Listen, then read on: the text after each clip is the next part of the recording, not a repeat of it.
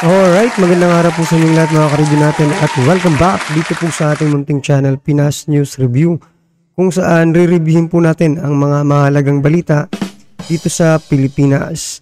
Mga simpleng komento sa mga issue dito sa Pinas. At ito nga po ngayon, mga karibyo natin, lahat ng Chinese pinapalayas na. Naku po, damay-damay na to, galit na galit si Secretary Gibo. Ambassador nagtatago. Yan mga karibin natin patungkol po yan. Ang ating bibigyan ng reaksyon, komento at kritisismo, no? Kung meron man po, pero bago pong lahat, kung bago ka pa lang at di pa po nakapag-subscribe sa ating munting channel, please don't forget to subscribe at i-click na rin po ang bell notification para updated ka po sa lahat ng ina-uploads nating reaction video. At mga karibin natin, huwag din mong kalimutang i-subscribe si Melv's Castle, mga karibin natin. Yan, nasa description po ang full video link ng balitang ito. Subscribe nyo na po, Melv's Castle. Yan mga karibin natin, pinapalayas. Nako, Defense Secretary Gibo, galit na galit. Damay lahat ng checkwad dito. Eto na po. Huwag na po natin patagalin. Sama-sama at sabay-sabay po natin pakinggan, panoorin at bigyan ng reaksyon ang balitang ito. Eto na po.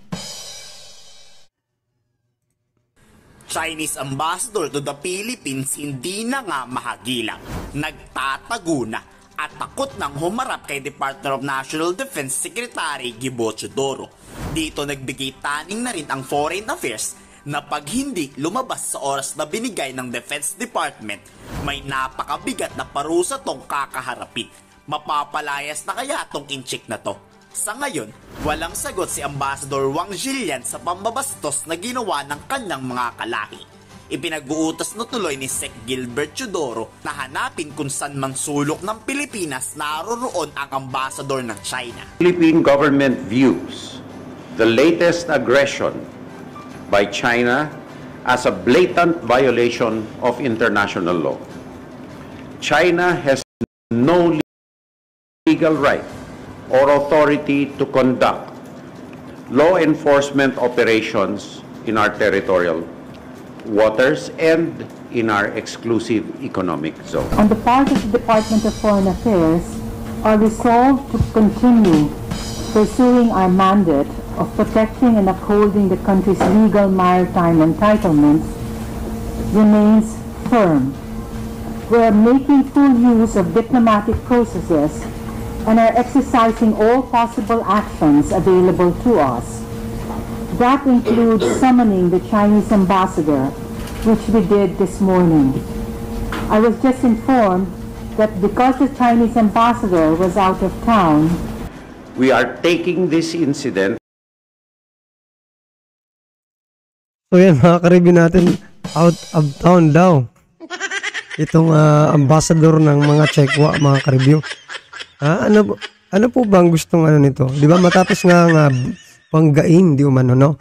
Ang ating barko na nagre-resupply, no, doon sa ating naka-outpost na barko din, no?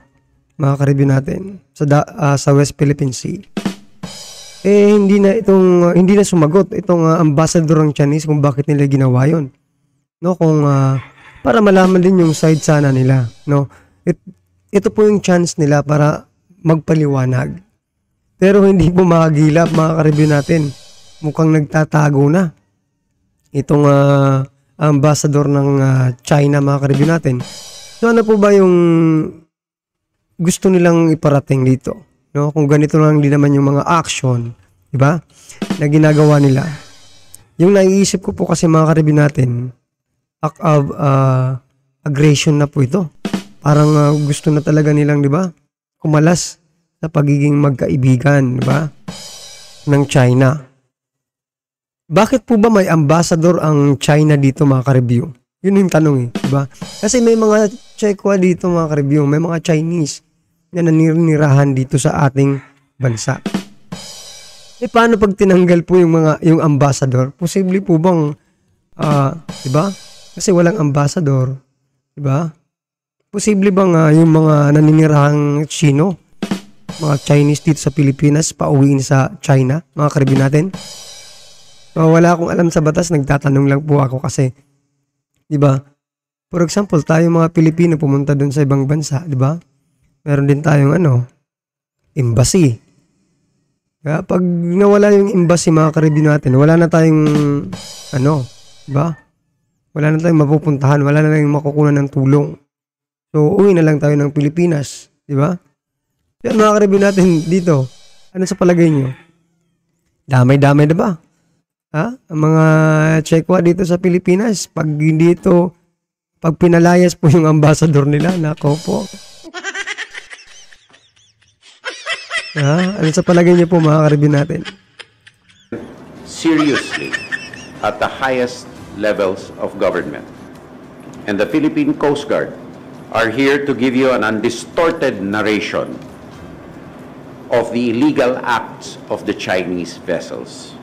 In short, on or about 6:04 in the morning of Sunday, October the 22nd, 2023, while conducting legitimate rotation and resupply operations within the exclusive economic zone of the Philippines, Chinese Coast Guard and maritime militia vessels, in blatant violation of international law, harassed and intentionally hit Unaiza May 2 and Philippine Coast Guard vessel BRP Cabra.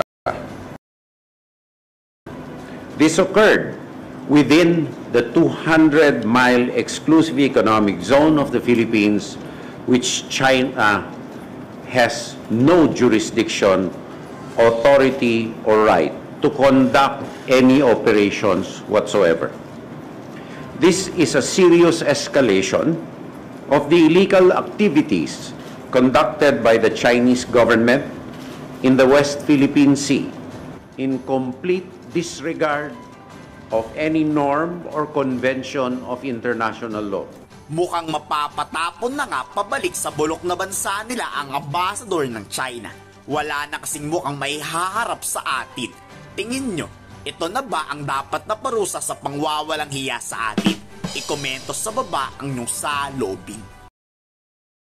Sabi natin yan na po ba? Yung parusang dapat matanggap ng China. Dito sa kanilang pangbubuli, pangharas, no, sa ating mga mangingisda, maging sa ating Navy at Coast Guard, mga ka-review natin. Pauwiin ang kanilang, di ba?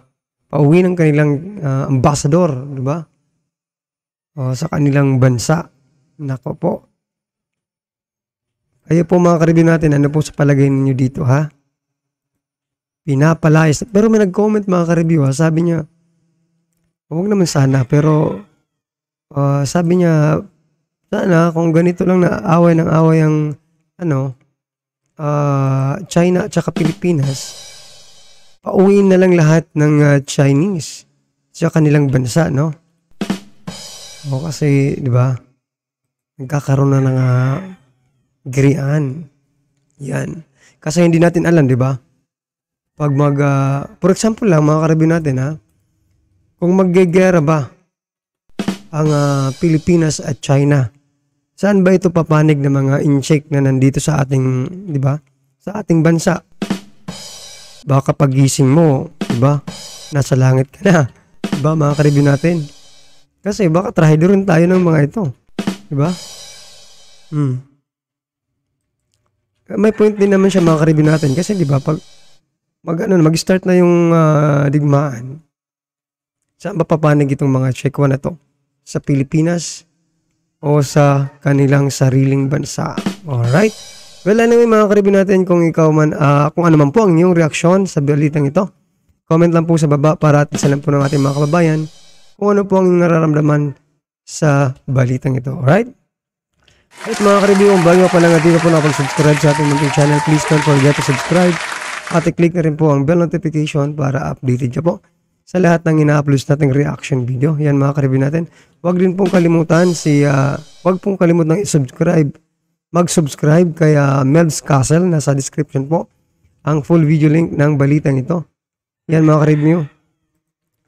Palike and share na din po para mas marami pa pong mga kababayan natin sa ibang bansa ang makapanood ng makabuluhang balitang ito. Maraming salamat po.